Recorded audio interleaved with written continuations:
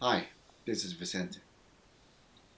I've prepared this presentation which is entitled Answering Questions with Qualitative Data, with a particular focus on enriching or strengthening the credibility of your research using qualitative data approaches. For this presentation, I have five objectives. First, I'd like to revisit why we do research. Secondly, I would like to enumerate instances in which we employ qualitative data research. Third, I'm going to take a look at the steps in actually undertaking qualitative data analysis or QDA. Fourth, which is the most important part of this presentation, I'm going to provide you an example of how to do coding, both from a strategic and a practical perspective. Finally, I'm going to quickly go through some important pointers for you to remember as you establish credibility in qualitative data analysis. Why do research? This particular slide shows you several reasons which we could identify as reasons for us to undertake research. But what I'd like to call your attention to, and which is pertinent for this presentation, is the first reason that I have identified there. Research helps you comprehend real-world puzzles. In our present time, many scholars have described it as the time of the Anthropocene. That's when human beings have dominated the entire world. This is what they refer to as the Anthropocene. Several colleagues and I, in 2018, wrote a book, Educational Research in the Age of the Anthropocene, in which we looked at one of the major features of the age of the Anthropocene. And one of the major features is the existence of wicked problems. Wicked problems are defined as problems that are complex, uncertain, and divisive. Solutions to wicked problems are not easy to find. And one of the things that have emerged as a lingering wicked problem is the decline of trust of people to institutions. For example, in this picture you see the most powerful man in the world, President Donald Trump, and the slide says that there has been a dip in trust towards U.S. institutions after Trump's first year in office. This other picture shows us how demonstrators here in Bristol, where I live, dragged a statue of Edward Colston and threw it at the Avon River, almost like people losing trust in history itself. In the slide above here, we see Singapore experiencing a decline in trust, particularly towards media. When we talk about trust of individuals towards institutions, this can actually fall within the notion of civic capitals. And that's actually the example that I would like to be using for this presentation. Civic capitals, the story is told by the institutions. So I've written about this particular theme in 2014 when I looked at citizenship, national identity, and political socialization. These are all components of what people describe as civic capitals. So in this example that I'm going to be providing to you, I'm going to take a look at how different stakeholders define civic capitals and in the process do qualitative analysis. The Ministry of Education says, as you can see in this slide, that community involvement programs and service learning nurtures our students to become socially responsible and develops their sense of belonging and commitment to our country. That essentially is the goal of creating or nurturing civic capital, to make sure that young people and citizens become socially responsible and develop a sense of belonging and commitment to their country. So this is what the institution says. A particular program, the Community Involvement Program and Service Learning, which I will be providing you with more information later in this presentation, allegedly, according to the institution, is a vehicle that provides or that promotes social responsibility and sense of belonging and commitment to the country. So those are components of what we refer to as civic capital. Now, what do scholars say about civic capital? Verba, Schlossman, and Brady are one of the most prominent scholars who have written about this. And this slide tells you what some colleagues and I have visualized in relation to civic capital. We define it as civic beliefs, civic knowledge, and civic agency or actions. Right? And here we're looking at particularly the notion of volunteerism. I think this is one of the best manifestations of how an individual is civically active or active in terms of embodying their civic capital. So this is what scholars say. Scholars say that civic capitals can be divided or can be understood as constituting beliefs, knowledge, and actions. But what do the students themselves say? It will be interesting to find out what they say, right? Now, in a research that I have been undertaking with colleagues in Singapore, we tried to measure particularly the sense of civic agency and membership of young Singaporeans. This is a part of that big survey questionnaire that we administered, and I just want you to see an example of this. We ask several questions. 1, 2, 3, 4, 5, 6. This is one question which looks at young Singaporeans' rating of sense of civic agency and membership. One question with several items, 1, 2, 3, 4, 5, 6 items. And we ask the students to respond to this, ranking it from 1 lowest to 6 highest. We wanted to find out what their sense of civic agency and membership is. And the items in this question all relate to, again, Singapore. Now, these are the results that we got from the students, right? I feel like a valued person in Singapore was the one that generated the lowest scores for secondary 1 students. These are students who are in their first year of high school. And also for post-secondary students. These are students who have just finished secondary education, are now in tertiary institutions. In the Singapore case, it could be university, it could be polytechnics, or it could be institutes of technical education. So here we see some sort of attention, right? We try to measure how young students measure their own sense of civic agency and membership. And most of these students are products, all students in Singapore are products of the Ministry of Education schools. And the Ministry of Education says that the Community Involvement Program and Service Learning improves their sense of civic agency. But when we take a look at one particular component of this construct, civic agency or civic capitals, we notice that in the particular item, I feel like a valued person in Singapore, this is the lowest rated score. So there is something for us to take a look at here, something for us to explore and study. Which now brings us to the third part of this presentation. So when do we do qualitative research? This figure is an explanation of how you do quantitative research when you do analysis using numbers. This is not what we're going to be doing. I just wanted to show this to you. And if you wanted to find out more about it, I actually have another YouTube video that talks about how to undertake quantitative research. But this is not what we're going to look at, right? But it looks at variables, independent variables, and dependent variables. That's not what we deal with when we look at qualitative research. What we deal with in qualitative research is represented in this illustration. I created this illustration myself based on my experience in undertaking research.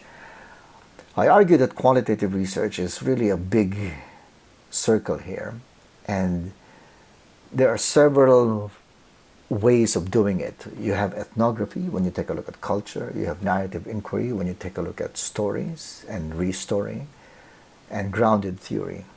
I argue that grounded theory, narrative inquiry, and ethnography have overlapping spheres. And they also overlap with phenomenology. It's really focusing on understanding a particular phenomenon. And then when we look at case study research also overlaps with some aspects of ethnography, narrative inquiry, grounded theory, and also phenomenology. That's one way of looking at qualitative research. Of course, I've only chosen the more common approaches. There are others that you could actually explore further. Let's take a look at an example of what qualitative research design should be. So again, the focus is on the central phenomenon. In the quantitative slide that I showed you, the focus is on the variables. But here in qualitative research, we focus on phenomenon. So phenomenology, this is how you could explain it. It's exploring the lived experience of individuals to develop meaning, structure, and essence. If I take a look at beginning teachers, individuals who will become teachers, I could take a look at how do beginning teachers make sense of their lived experience of service learning, for example, which is the objective of this presentation, where I'm going to show you how I analyze the experiences of young people as regards service learning, how they foster, how they build their civic capitals. I could use a phenomenological approach in which I look at their lived experience. If I use ethnography, which is exploring the shared culture of a group, my question could be tweaked by saying, what are the beginning teachers' shared notions of service learning? I could also do a narrative inquiry. And if I do that, then I look at exploring the individual stories to describe the lives of people. My main question could be tweaked by looking at how do school actors and stakeholders narrate service learning through their stories, for example.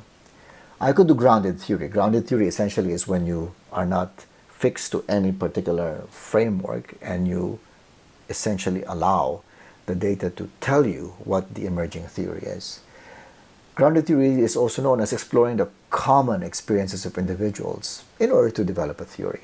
I could tweak the question here by saying, what does service learning mean? Or how do they understand service learning? How helpful is this meaning, is this understanding to theories of student engagement, for example, right? But for this particular presentation, I'm going to be doing a case study research. And in case study, you explore and arrive at a detailed account and analysis of a case.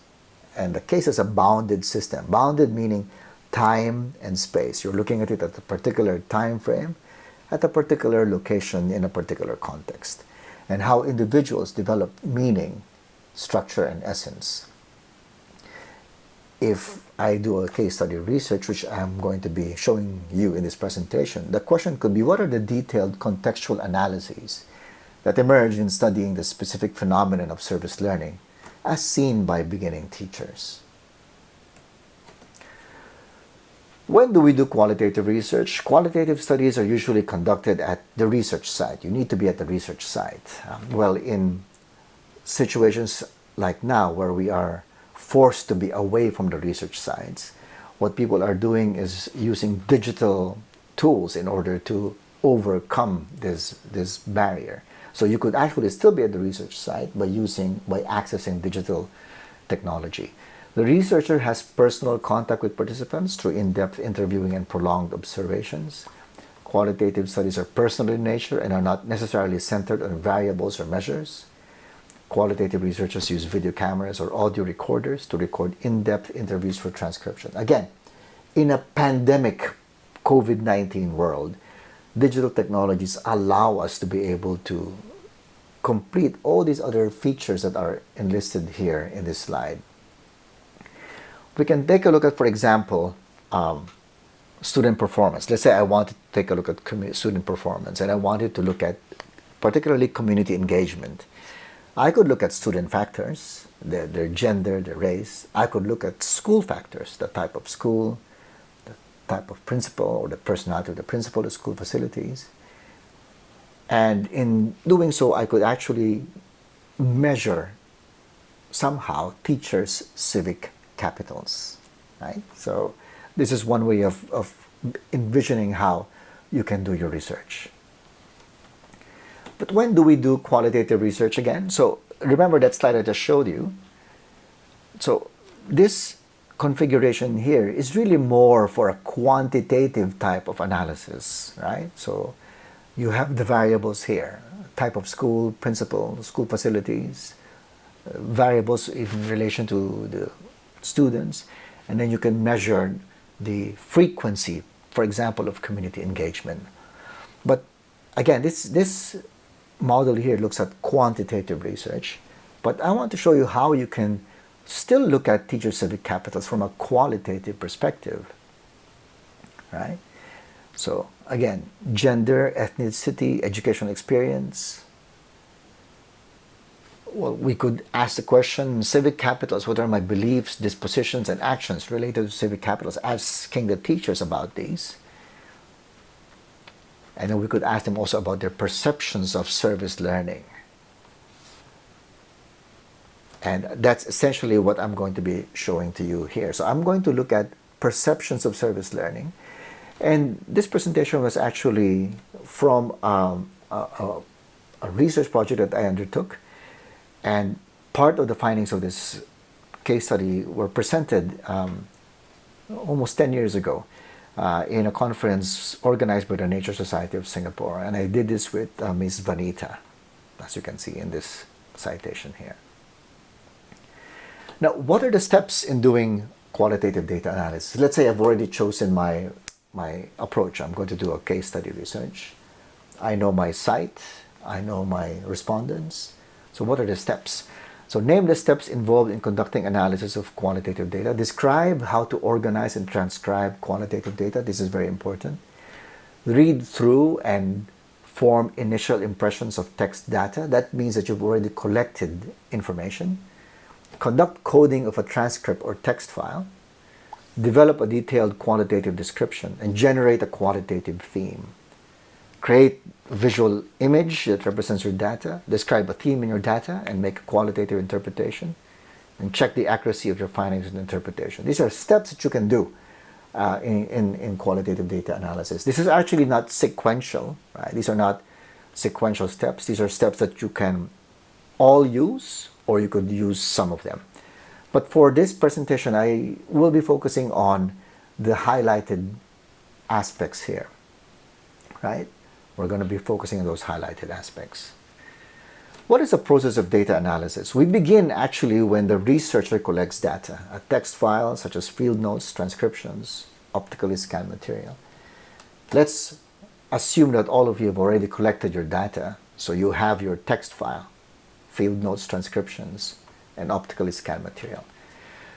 The next step that you need to do is you prepare your data for analysis, and that's when you transcribe your interviews and your field notes. The next step will be for the researcher to read through the data. You read through it, not just once, but several times for you to be able to obtain a general sense of the material. And then that's when you start, after you've done several sets of reading your data, that's when you start looking at the data more carefully.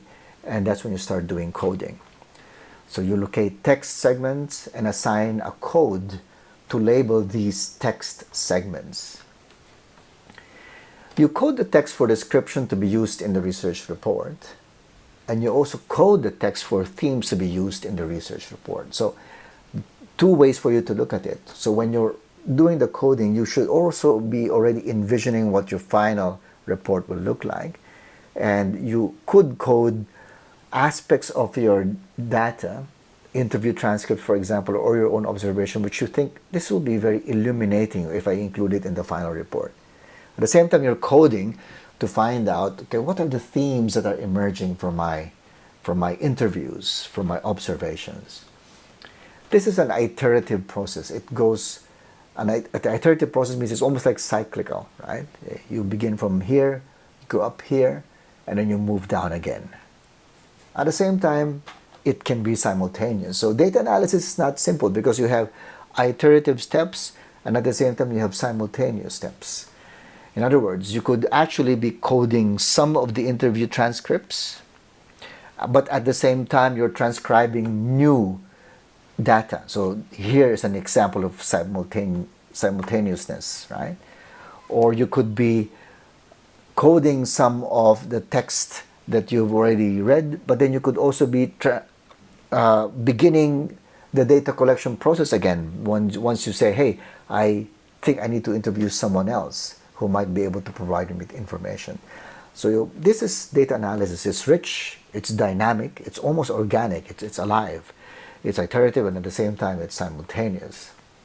But the key points here are the transcription, the reading the data, and the coding of the data.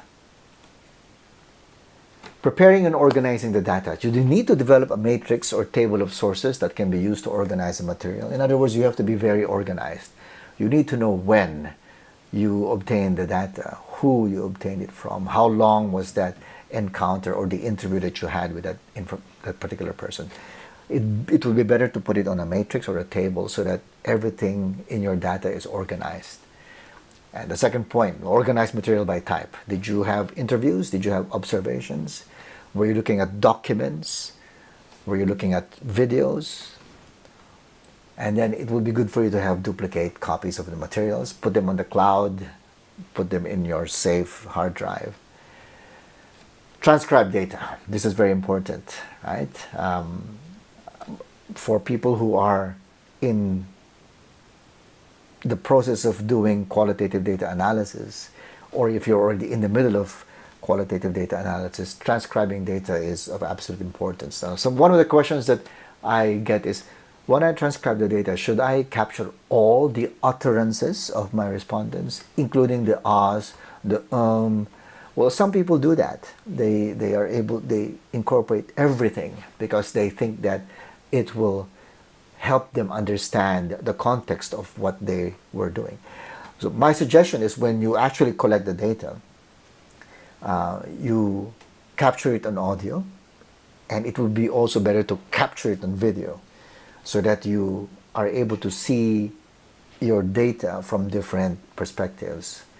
But if it's not possible to do that, maybe audio would be a basic fundamental, that you should capture your interviews on audio, of course, with the proper consent of your respondents. And then you prepare your data for hand or computer analysis. Here you select a particular program in which you are able to do your analysis. You explore the data. So obtain a general sense of the data by performing a preliminary exploratory analysis. So you read through the field notes and interviews several times to get a sense of the interview and the observation. Right? So read through this. Right? Be familiar with what this particular respondent is saying, what that other respondent is saying. Write memos or memos in the margins of interviews or field notes of your initial reflections on the data. And then consider whether you need more data. So that's an important component of data analysis, to really explore the data. And once you've completed that, then this is when you start coding the data. And this is the most important part of this presentation, and I'm going to be explaining this in greater detail. Read through all the transcripts, and then start with one transcript. Identify text segments. Ask, what is this person saying? And then you can bracket the text segment and assign a code word. 1, 2, or 3 words that describe what is being said. Terms from the literature can be used. Or when possible, use a participant's actual words. This is what is referred to as in vivo code.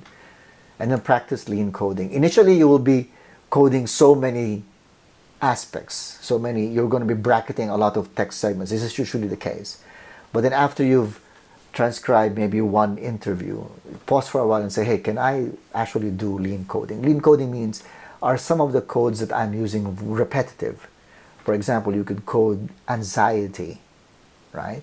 And then you can code nervousness, and then you could code distress. And then you think about it. Can anxiety, nervousness, and distress mean one and the same thing? So you ask yourself, and in that way you start saying, okay, yeah, I think these three could actually be maybe codified into the word anxiety. So that in that process you do lean coding. By the way, this data that I'm using, the slides are adapted from John Creswell's Educational Research, Planning, Conducting, and Evaluating Quantitative and Qualitative Research. It's probably one of the best textbooks that one can use uh, if one wants to undertake educational research. Let's continue the discussion about coding the data. So you include codes that describe the participants and the site. We reduce redundancy. We take out codes that are duplicate ideas. And as I said, this is similar to lean coding. Reduce to a manageable list, usually about 25 to 30 codes. Collapse codes into themes, which are the major ideas that emerge from the data. The ideas the participants most frequently discuss are unique or surprising, have the most evidence to support them, or those you might expect to find when studying the phenomenon. So how many themes usually emerge? Well, Creswell says 5 to 7. That could be a good working number. For me, I don't have any number that I assign or prescribe. It will really depend on how many people you have interviewed, and how much data that you have. Okay, but Creswell's suggestion of 5 to 7 is a good starting point. Now, this particular slide tells us what can be coded. For example, behaviors, specific acts. We can code this as seeking reassurance or bragging. Events, short, once-in-a-lifetime events or things people have done that are often told as a story. So it could be like a wedding day, the day they moved out of the home for university, starting first job. These are just some examples of how you would code it. Activities, these are for a longer duration, involve other people within a particular setting. Could be going clubbing, attending a night course, conservation work. Strategies, practice, or tactics. Could be being nasty, or maybe getting dumped.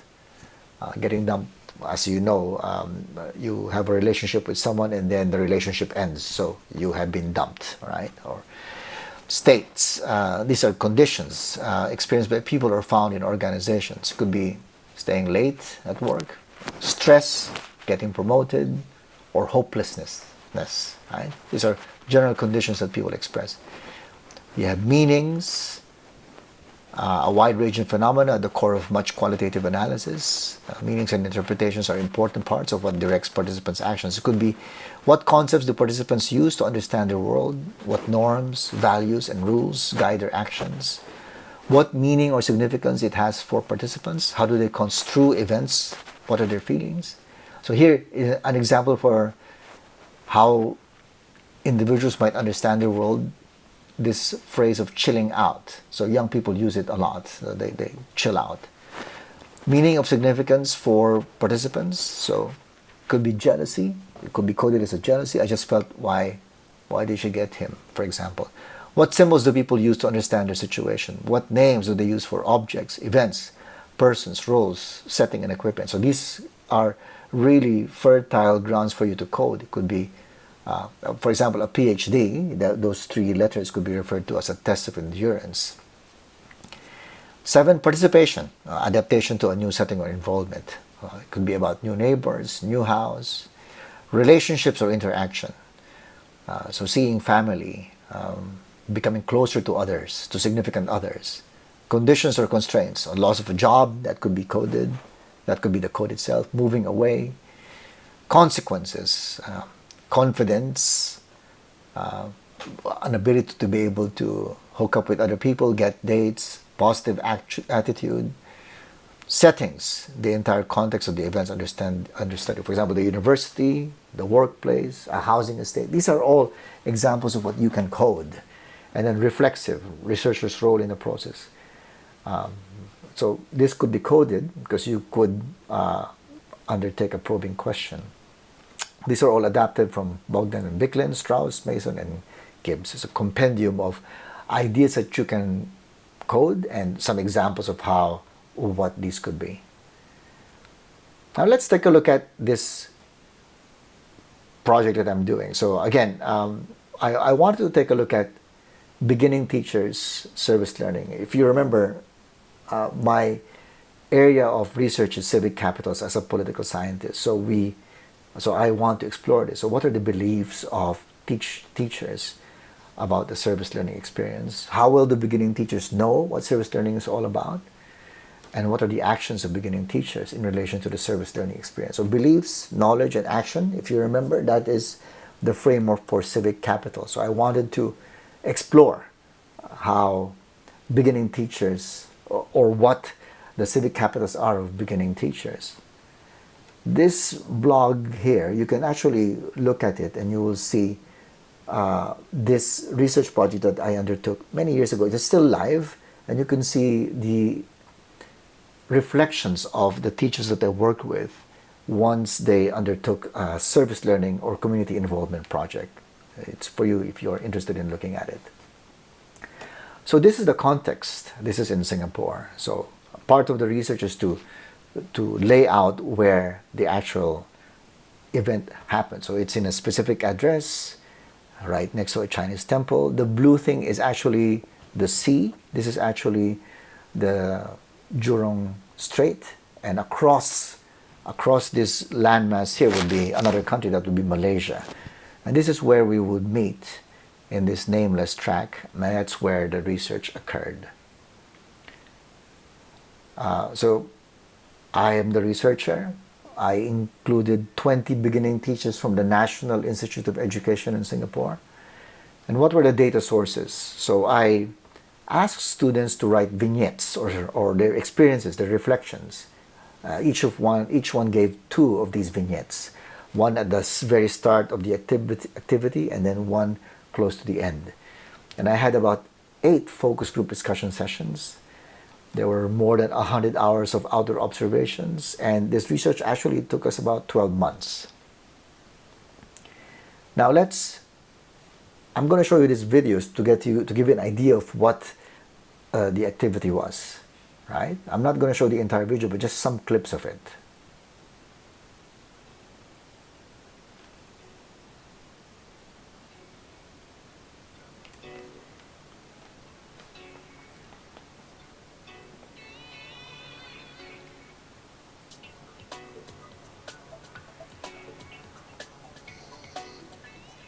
The mulch. This is the mold. In order to grow, because this is such a hard shell, they can't grow. So like insects, they shed their skin every now and again, and then they come out and they're a little bit wrinkly, and then they stretch, and the inside skeleton hardens up quite quickly. And you can tell this is female by looking at these ones. It's a bit pointy. If it's round, then they're male. the top two The have got 2 pointy claws like that.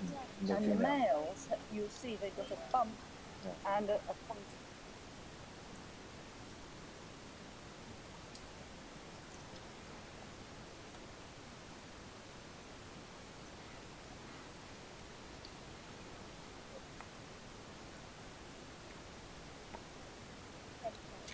And you see that claw, it's used to grip on when they're mating. So just now, just pick it up in the wrong way. How should? Well, you shouldn't pick it up with the tail. Okay. You just pick it up with it like that. Uh-huh. Like that. Greenish. Want to see with that?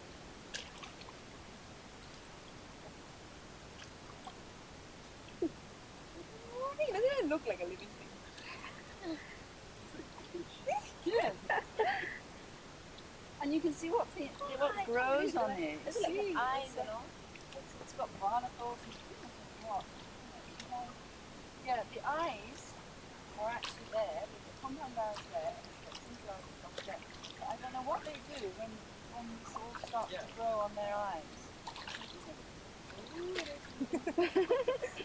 What it does when you pick it up, it immediately sort of tries to curl up a little bit and its tail comes, and then it gently opens out as you put it down. That's really cute. But they don't bite, they're not poisonous.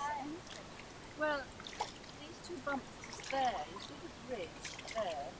There are 2 bumps, and there's some compound eyes here which are not easy to see. But you see, this is getting encrusted. Was it one of those that you marked, or it wasn't? What? No. It's a new one then. Yes, yeah, we want to measure them. So we need to pick that up. We already have one. Good. Absolutely. We've got one. Hey, Jessie, well done. Thank you, thank you.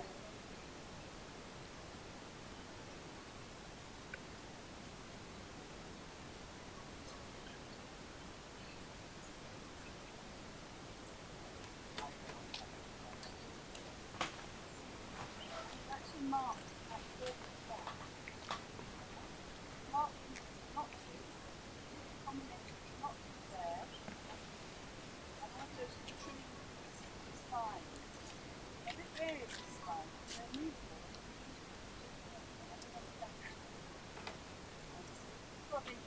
bend over very often and catch them to protect themselves. Okay, now this is a male. As you can see his front claws. That's just what they do. They'll just get stuck in the mud. You really need something that will hold on tight to your feet. Okay? So what I think, we'll start by, I'll show you the church areas. We have this area along this wall and out towards the door. And that area just the other side of this bund. Again, they're parallel with the bund, alright? So you can aim in that direction. But you don't have to stick to the narrow church area. You can start to move around. But basically, we're just looking at different sizes. You'll see them in the mud. You can start at this edge here, and I'll show you where to start. We'll have a team of, what did we say, 6 or 5? Or 5 on one side, 5 on this side of the bund. Alright, and we have a couple of people doing the corner. Take a bag with you, a plastic bag of some sort, any sort, put that one there with you, just to put the crabs in, so that we can then collect them up and bring them here for recording. Now, we've got a team here who will be recording. We'll change over partway so that they can get some practice. One team of 5. Okay, you guys. Alright, then I'll have the next. When I get me out to you first, and I'll show you guys where to go on that side, okay? Yeah. That's where they're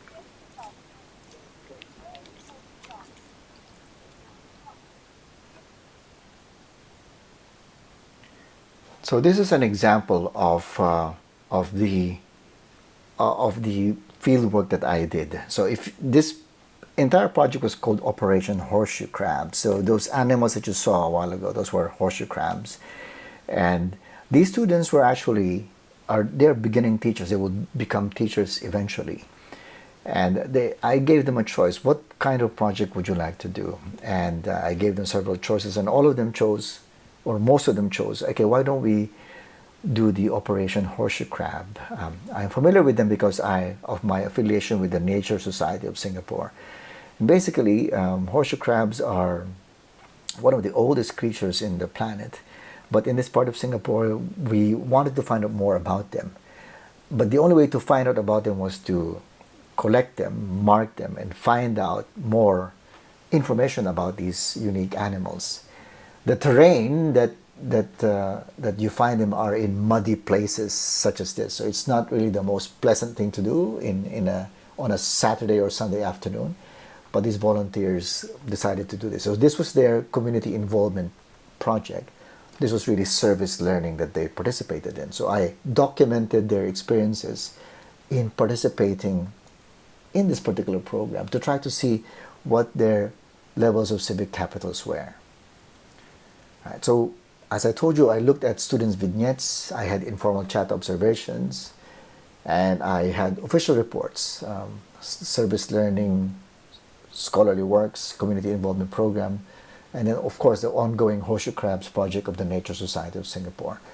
So in this process, I was undertaking triangulation. So when you do triangulation, you triangulate the data, the kinds of data that you have. So it's not enough to just hear one person's account.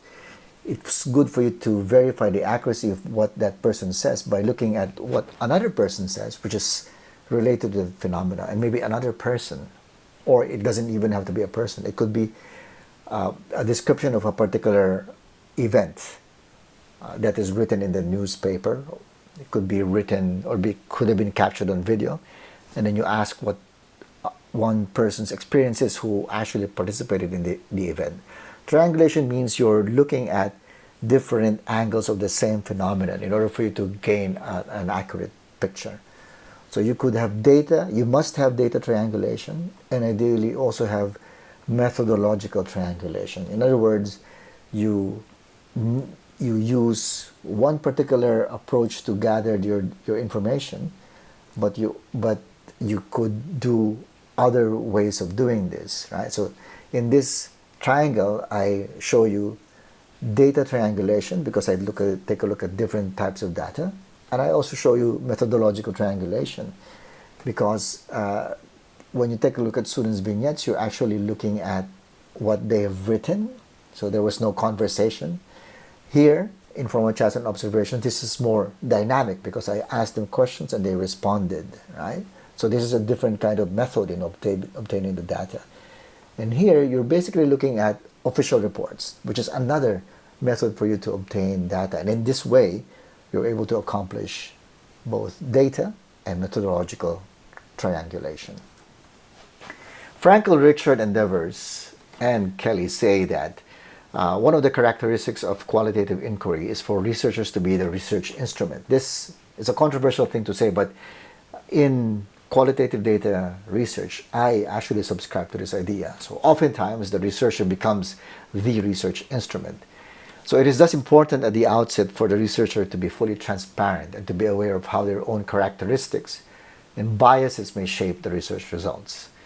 Thus, it is necessary to succinctly describe the role of the researcher. So in writing up qualitative data analysis, you will not be surprised to find a section of articles, dissertation reports, even field studies of a qualitative nature where a section is dedicated to the role of the researcher. So it's important that the role of the researcher be clearly spelled out in qualitative data analysis. We now take a look at the nuts and bolts, or the things that we need to do when we do qualitative data analysis, particularly coding. This is an example of one of the vignettes, one of the stories that my students wrote, right? So it's my suggestion is, if you're going to be doing coding by hand, and the rule of thumb that I follow is that if you have like 12 interview transcripts, I think coding by hand is doable. If you have more than that, then you might need to use qualitative data analysis software like NVivo, for example, or Ethnograph. These two I've used, I'm familiar with both of them, or Leximancer. So there are several software packages that you can use. If you're doing coding by hand, my suggestion is to lay out the data, the transcription, and then make sure that each line is numbered. As you can see here, each line is numbered.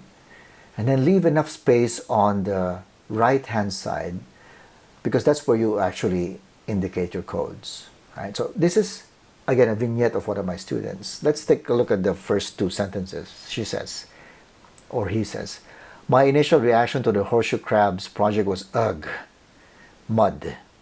Spending time in the mud fishing for horseshoe crabs was definitely not my idea of a fun community project. But after I went for the first trip to Sungai Buloh, that was the place in Singapore where we did this, I found it intriguing and exciting to be wading in mud, trying to move from place to place." So we end the reading of that. So there's more, as you can see, right? So this is the starting point. We have transcribed the data. We have indicated numbers for each line. And now we do coding. Right? So what I do here is I try to arrive at answers to the research queries. So we analyze the vignettes by reading them with a sort of a critical perspective. We read vignettes and undertake comparison and contrast of insights. In this case, that's what I did. And then we attempt to do critical analysis by looking at the content of the vignette and devise a systematic way of identifying key themes. Right? So that's one way for you to be able to arrive at your research query. So when you start reading your transcriptions, it would be good for you to always remember what are the research questions that I have for my particular research project. And again, that's how we undertake coding. So here I've coded this particular interview transcript, right? Just one page. If you can see, I've underlined, I've highlighted several things, and I've enumerated them. So in a line of in a script of about 32 lines, I extracted 12 codes. Some people might extract more, some people might extract less. But again, the idea is to initially just code and then later on do lean coding. If you're not used to lean coding, the first steps of attempting to code, you might code a lot, but as you become more familiar with it, then you will eventually go into lean coding, and you have to, because you might be inundated, you might be flooded with so much data, and you don't want that to happen. So those 12 points, I've transformed the numbers into what my ideas were in relation to the highlighted texts. So for this particular line, my initial reaction to the horseshoe crabs project was ugh. So I interpreted that as disgust, right? And then this other 2 to 3 lines, spending time in the mud fishing for horseshoe crabs was definitely not my idea of a fun community project. So I interpreted it as not fun.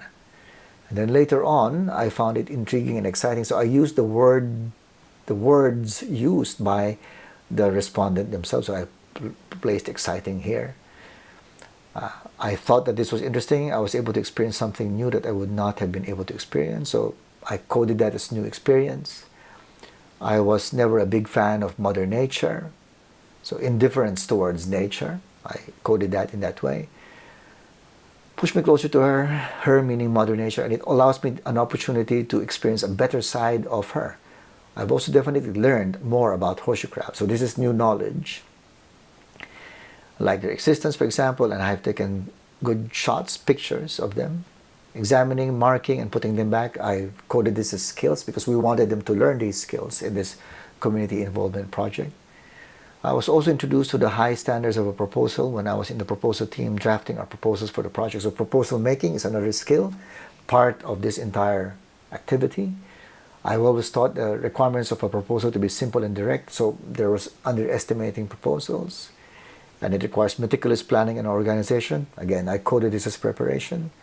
This project was also an opportunity to work with many different people. Never before have I worked with such a big group of people. So it's teamwork.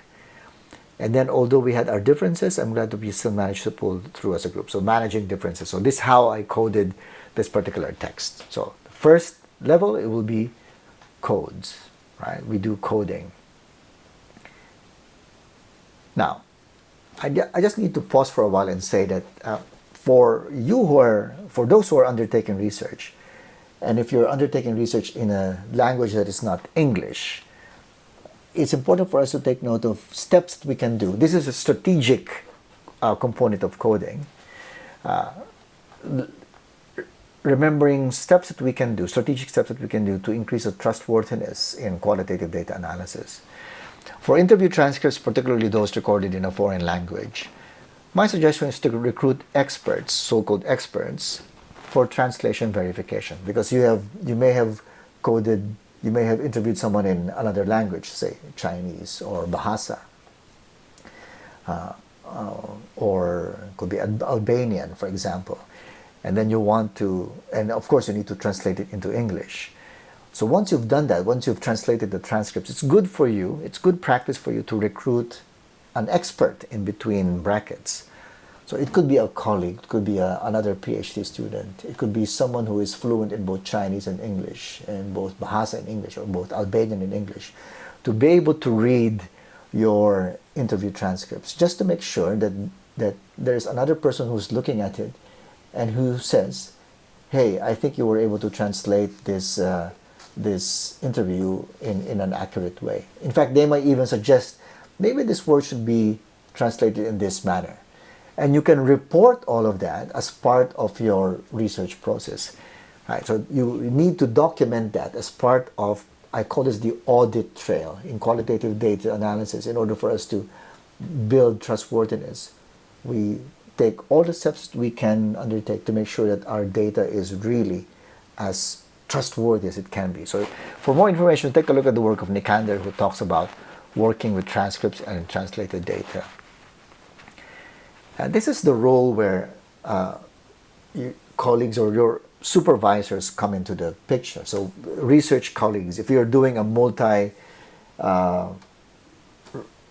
individual research project, if there are more than 1 or 2 researchers doing a research project, a qualitative data research project, it's important to compare the codes with critical friends to establish something analogous to inter-rater reliability. Right? So critical friends, you always correct me. No, I don't. This illustration is a bit a humorous description of what a critical friend is. But essentially, it's it's good for you to make sure that the codes, the way that you interpreted the text seems to be meaningful, right, or reasonable.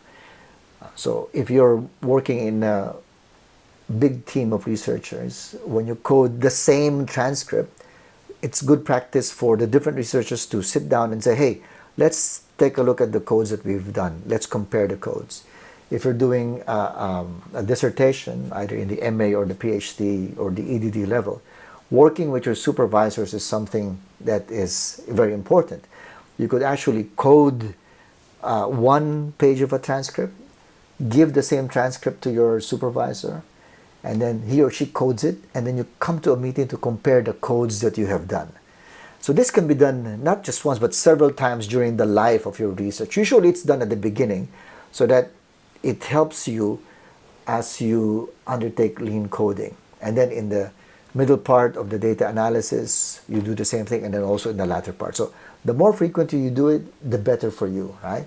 And again, it's important that you record this, that you document this as an essential part of your qualitative data analysis, of your research. For more information, take a look at the work of Armstrong, Gosling, Weinman, and Martiu, where they take a look at the place of inter-rater reliability in qualitative research, and they have an empirical study of how they undertook it.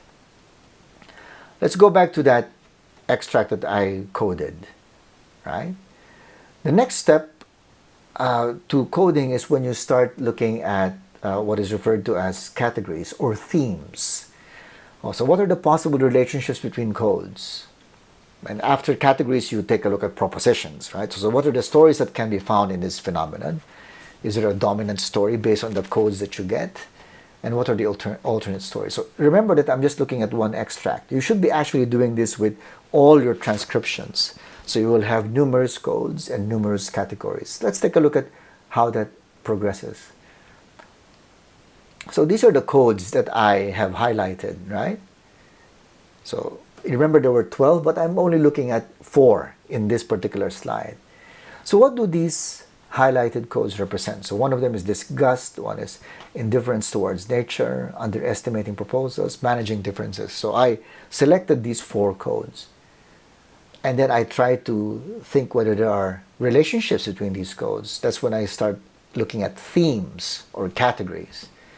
Could I put all of these highlighted items under the category of beliefs, for example? The beliefs? Teachers' beliefs, perhaps? So I could do that. I could say, okay, these 4 codes, they can be grouped together, and I can call them teachers' beliefs. I can look at the same data and now highlight maybe 3 codes: new knowledge, contextualization, proposal making. And I can ask my question, so what do the highlighted codes represent? Again, I'm trying to establish relationships between the codes. Could I put all of these highlighted items under the category of, for example, knowledge? Teacher's knowledge, perhaps? So I have one category, which is teacher's beliefs, and now I have another category, which is teacher's knowledge. Again, remembering that my goal was to try to measure civic capitals, which is defined as beliefs, knowledge, and the last bit, practices. So now I go back to the codes. What do the highlighted codes represent? So again, there were 12 originally, but in this instance, I'm just looking at these 4. One is exciting, new experience, preparation, teamwork. What are the possible relationships between these codes? Could I put all of these highlighted items under the category of actions, for example? Teachers' actions, perhaps.